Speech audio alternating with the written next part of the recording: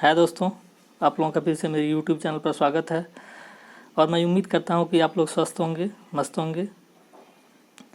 आज हम लोग पढ़ने वाले हैं संसदीय समितियों के बारे में कि संसदीय समितियां क्या होती हैं, संसदीय समितियों के नाम क्या होते हैं, उनका अध्यक्ष कौन होता है, उनके सदस्य कौन होते हैं। तो हम लोग आगे देखेंगे। यह वीडियो बहुत ही यूजफुल होने वाली है। अगर हम बात करें तो बीपीएससी के लिए, बिहार पीसीएस के लिए, मध्य प्रदेश पीसीएस के लिए, उत्तराखंड पीसीएस के लिए, साथ साथ यूपी पीसीएस के लिए और यूपीएससी का जो एग्ज़ाम होता है आईएएस का, उसमें भी काफ़ी महत्वपूर्ण साबित हो सकती है। इतना ही नहीं बल्कि आरआरबी एग्ज़ाम का होता है, जो जेएसएससी जीडी का होता है, इसमें भी इनके सदस्यों से संबंधित क्वेश्चन पूछ लिए जाते हैं।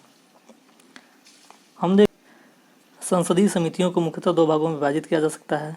पहला अस्थायी समितियां और दूसरा तदर्थ समितियां। अस्थायी समितियां अस्थायी प्रकृति की होती हैं और तदर्थ समितियां अस्थायी प्रकृति की होती हैं। अब हम आगे देखेंगे इनके बारे में। यह समितियां सदन द्वारा नियुक्त अथवा निर्वाचित की जाती हैं या अध्यक्ष या सभापति द्वारा नाम निर्देशित की जाती हैं। सदन मतलब क्या? यहाँ पे सदन से आप क्या समझ रहे हो? राज्यसभा प्लस लोकसभा, यही होते हैं सदन।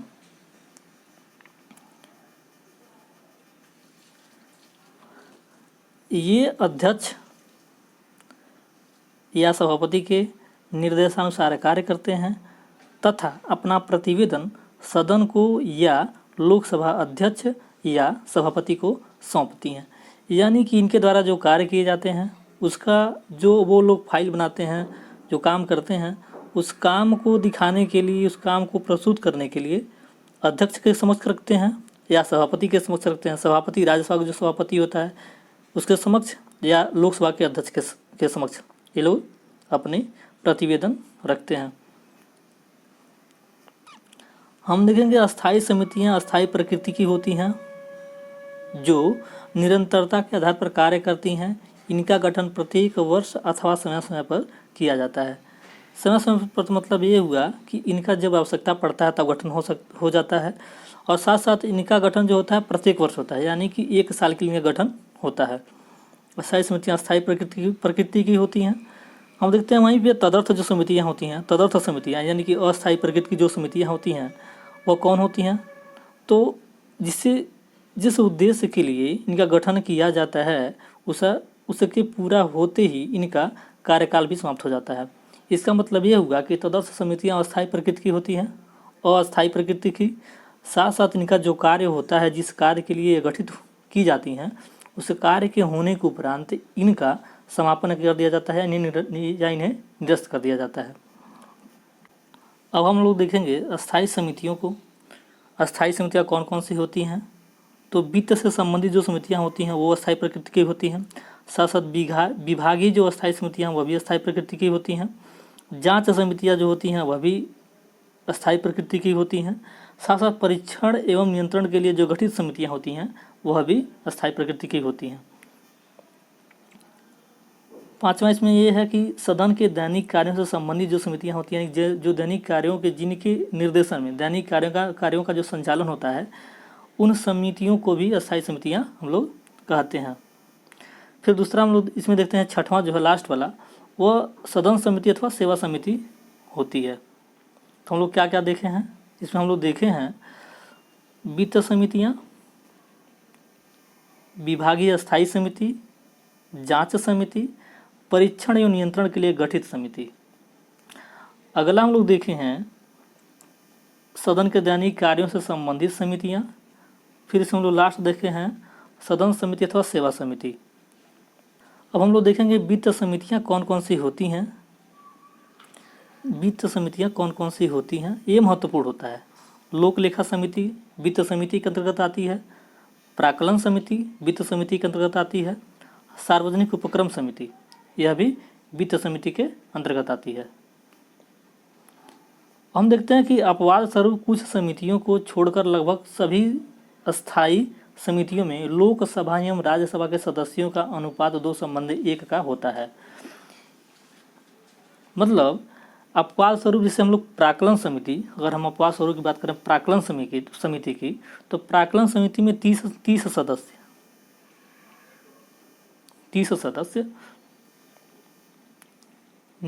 नियुक्त किए जाते हैं। इनमें 30 सदस्य लोकसभा से होते हैं, जबकि अन्य समितियों हम लोग देखते हैं जो सदस्यता का अनुपात होता है 2:1 का होता है। मतलब ये लोकसभा, ये राज्यसभा। ठीक, हम लोग देखेंगे कि लोक लेखा समिति दोनों सदन द्वारा निर्वाचित कुल 22 सदस्य इस समिति के सदस्य होते हैं, जिसमें या जिनमें 15 सदस्य लोकसभा से और 7 सदस्य राज्यसभा से आते हैं। यहाँ पे क्या अनुपात है? 2:1 का। यह समिति भारत सरकार के विनियोग लेखा, जिससे हम लोग विनियोग लेखा वो होता है जिससे धन निकाला जाता है, विनियोग लेखा और उन पर नियंत्रक एवं महालेखा परीक्षक के प्रतिवेदन की जांच करती हैं। यानी कि सीएजी जो होता है उसके प्रतिवेदनों की भी जांच करती हैं, साथ साथ विनियोग लेखा से संबंधित बातों को भी जांच करती हैं। साथ साथ इस समिति का जो कार्यकाल होता है 1 वर्ष का होता है। यानी कि लोक लेखा समिति अस्थायी प्रकृति की होती है, अस्थायी प्रकृति नहीं बल्कि स्टेबल प्रकृति की होती है लोक लेखा समिति।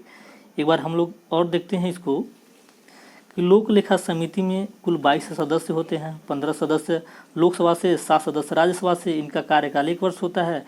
इनका कार्य होता है विनियोग लेखा और सीएजी के प्रतिवेदन की जांच करना। अब हम लोग देखेंगे दूसरा प्राक्कलन समिति। यह भी अस्थायी प्रकृति की होती है।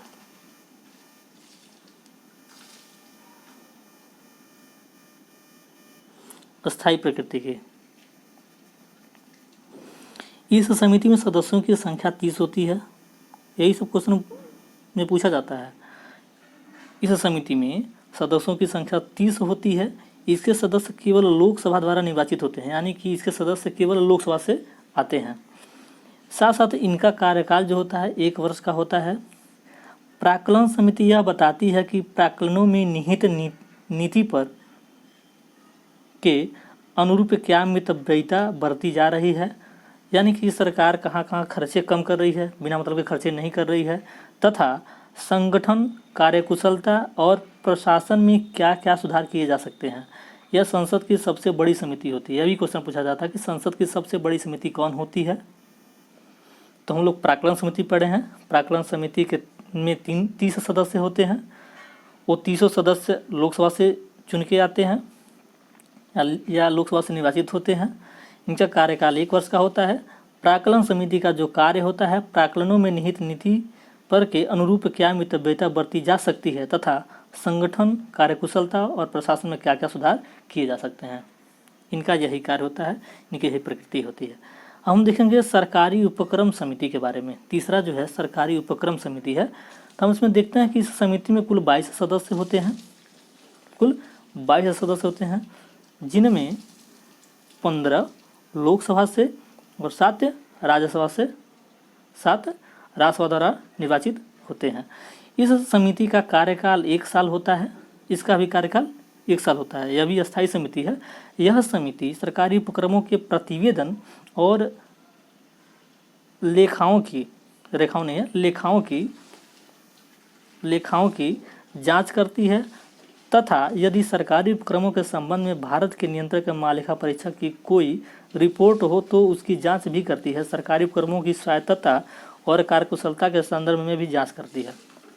इसका मुख्य कार्य होता है कि सरकार के द्वारा जो कंपनियां स्थापित की गई सरकारी कंपनियां हैं उनसे संबंधित जांच पड़ताल करना, और साथ साथ अगर सीएजी के द्वारा इनके संबंध में कोई रिपोर्ट दी गई है तो उसकी भी जांच करते हैं। ये इनकी प्रकृति अस्थायी होती है। इनका कार्यकाल 1 वर्ष का होता है। इसमें टोटल 22 सदस्य होते हैं, जिनमें से 15 सदस्य लोकसभा से, 7 सदस्य राज्यसभा से निर्वाचित होते हैं। अब हम देखेंगे चौथा, याचिका समिति। याचिका समिति के सदस्यों की संख्या 15 होती है।